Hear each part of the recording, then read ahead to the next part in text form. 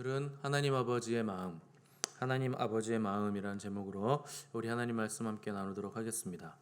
바울은 고린도에서 1년 6개월 동안 장기 체류하면서 복음을 전했는데 시간이 길었던 만큼 또 계획적이고 전략적인 양육과 훈련을 시킬 수가 있었습니다.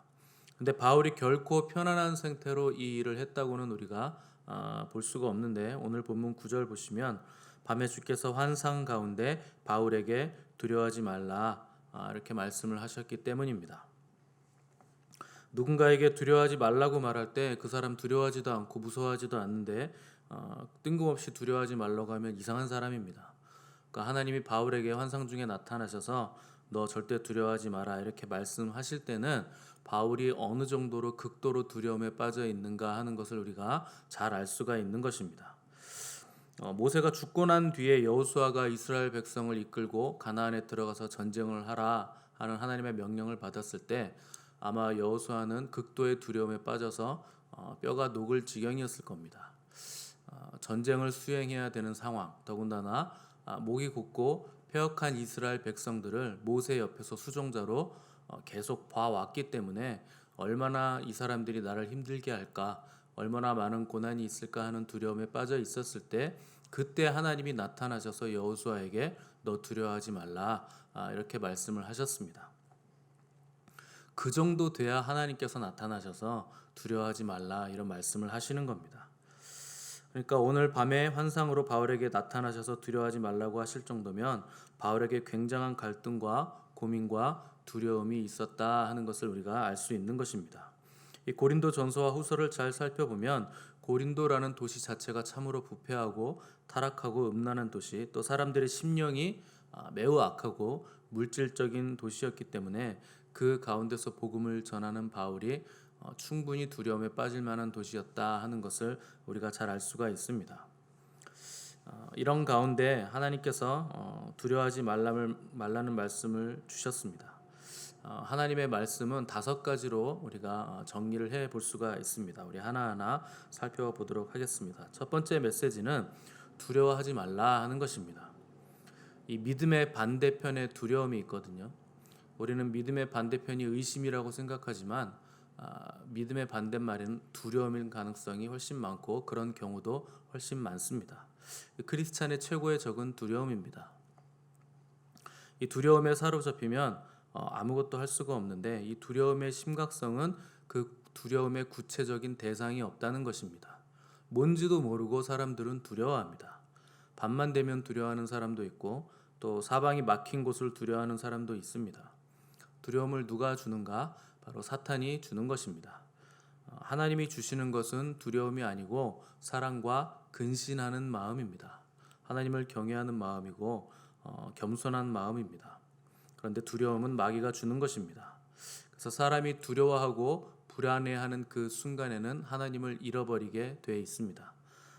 순간적으로 하나님을 사탄에게 빼앗긴 상태가 바로 두려움의 상태라 하는 것입니다. 그때 두려움을 떨칠 수 있는 방법은 뭔가? 하나님의 말씀을 선포하는 것입니다. 두려워 말라, 내가 너와 함께 함이니라. 놀라지 말라, 나는 네 하나님이 됨이니라. 이 말씀을 선포하면 두려움이 사라지게 돼 있습니다. 이 말씀에는 능력이 있거든요. 계속해서 우리 심령에 말씀을 선포하시기 바랍니다. 특별히 말씀을 선포하실 때는 생각하는 게 아닙니다.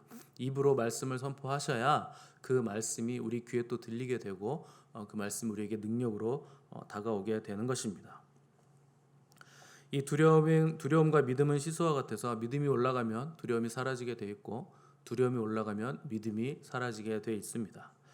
그래서 두려움을 없애는 방법, 두려움을 물리치려고 애쓰는 것이 아니라 하나님의 말씀을 선포하고 그 말씀을 붙드는 것입니다. 두려움이 몰려오거든 여러분 말씀을 선포하시기 바랍니다. 두 번째, 바울에게 주신 메시지는 침묵하지 말고 복음을 선포하라 하는 것입니다. 바울은 복음을 전하기 위해서 왔으나 그 일 때문에 또한 두려움에 사로잡힌 것입니다. 고린도 사람들이 아무리 패역했더라도 바울이 가만히 침묵하고 있으면 두려워할 일이 전혀 없습니다. 해코지 당할 일도 없습니다. 그런데 사도 바울은 이 복음을 선포해야 되는 사람이기 때문에 두려워한 것입니다.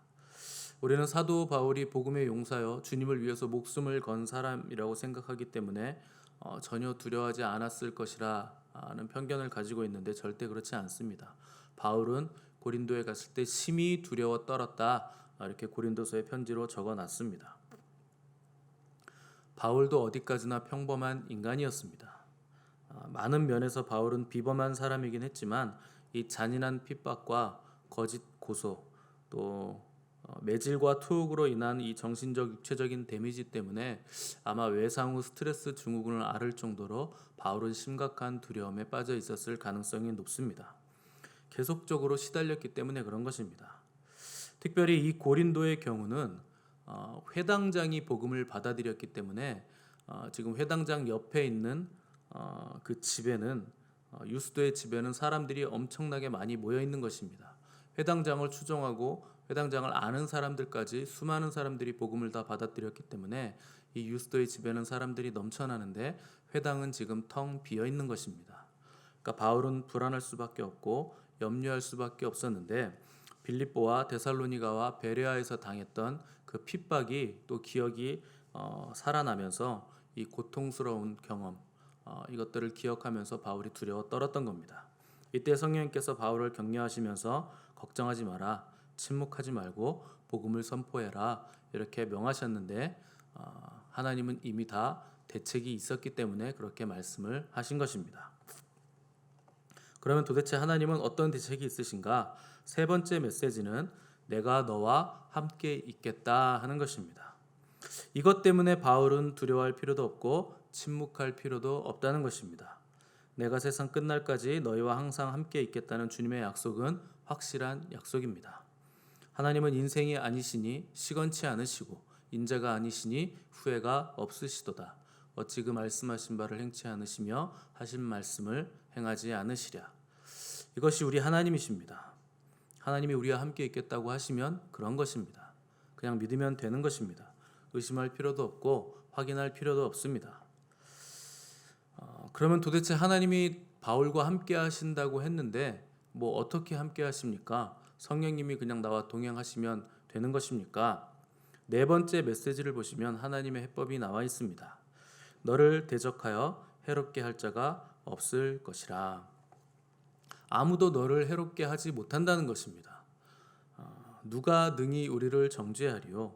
하나님이 우리를 위하시면 누가 우리를 대적하리요? 누가 우리를 그리스도의 사랑에서 끊으리요? 이것이 바울이 로마서에 기록한 것인데 이 고린도에서 하나님의 음성을 듣고 실제로 그것을 체험한 뒤에 바울이 기록을 한 것입니다. 세상은 우리에게 고함칠 수 있고 협박은 할 수 있지만 절대 죽이지는 못합니다. 마지막으로 다섯 번째 메시지가 아주 중요한 메시지인데 하나님은 이 성 중에 내 백성이 많다 하는 메시지를 바울에게 주셨습니다. 이 고린도 성에는 하나님의 백성들이 특별히 굉장히 많다 하는 것입니다. 그런데 이 말씀은 두 가지로 해석이 가능한 말씀입니다. 첫 번째는 이 백성 중에 복음을 받아들이고 나를 믿을 백성이 많은데 그 중에 굉장히 높은 자리에서 너를 아무도 해치지 못하도록 보호해 줄 사람들이 많다 하는 뜻입니다. 이것이 하나님이 하시는 방법입니다.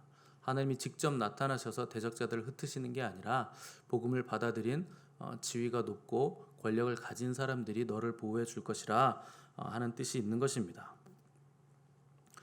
또 한 가지는 이 성 중에 복음을 받아들이는 사람들의 수가 너무나 많기 때문에 그 숫자가 너를 보호해 줄 수 있다 하는 것입니다. 대세가 복음을 받아들이는 대세로 흘러가 버리면 사람들이 바울을 해치려고 할 때 그 사람들이 방패막이가 되고 막아주고 보호를 해줄 수 있다 하는 것입니다. 실제로 고린도 교회는 다른 교회에 비해서 굉장히 매우 빠르게 성장한 교회이고 그 중에 많은 사람들이 높은 지위에 있었던 힘 있는 사람들이었습니다. 그래서 하나님은 다른 곳에서는 바울을 짧게 머물게 하셨는데 유독 고린도에서는 긴 장기간 동안 머물게 하셨고 계속 양용을 하고 가르치게 하셨는데 이유는 거기에 하나님의 백성들이 매우 많았기 때문이라 하는 것입니다. 바울은 주님이 가라 하시는 곳으로 가고 또 머물라 하시는 곳에 머무는 삶을 살았던 사람이었습니다. 여러분의 삶이 바로 이런 삶이 되시기를 바랍니다. 주님이 하라 하시면 하는 삶이 되는 것이고 하지 말라 하시면 멈추는 것입니다. 예전에는 성도분들이 이사를 해야 될 때면 뭘 가장 먼저 고려했는가? 항상 교회를 먼저 고려했습니다. 교회를 중심으로 이사를 다녔는데 그 이유는 새벽기도 나가야 되고 수시로 교회를 가서 또 기도를 해야 되고 또 봉사도 해야 되고 전도도 해야 되고 교회를 중심으로 해서 삶이 구성이 돼 있었기 때문에 편성이 돼 있었기 때문에 교회 중심으로 이사를 다녔습니다. 우리는 무슨 일을 하든지 어떤 생각을 하든지 복음 중심으로 생각을 해야 됩니다. 그것이 바로 그리스도인들입니다. 때로는 더 좋은 조건을 제시하는 직장이 나타나더라도 주님이 원하신다면 그냥 깨끗하게 포기할 수 있어야 됩니다. 주님의 복음이 여기 있기 때문에 이 지역에 있는 것이고 주님의 복음이 이곳에 선포되어야 되기 때문에 그 직장에 있는 것입니다. 복음을 전해야 할 사람들이 있기 때문에 우리가 이 지역에 머물러 있는 것입니다. 하나님은 오늘 우리에게 말씀을 하십니다. 여기 내 백성이 많다. 나를 믿을 사람들이 여기에 계속 올 것이다. 이 탕자와 같은 나의 자녀들이 돌아오지 않고 있는 한 나는 잠을 이루지 못할 것이다. 누가 나의 복음을 좀 전해달라. 나의 자녀들을 좀 구원해다오. 이렇게 주님이 말씀을 하시는 것입니다.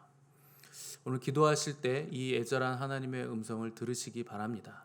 이 하나님 아버지의 마음을 여러분들이 소유하시기 바랍니다. 또한 하나님의 말씀을 들으시고 그 말씀에 순종하심으로 복음을 전하는 일에 쓰임받는 저와 여러분의 삶이 되시기를 간절히 바랍니다. 함께 기도하겠습니다.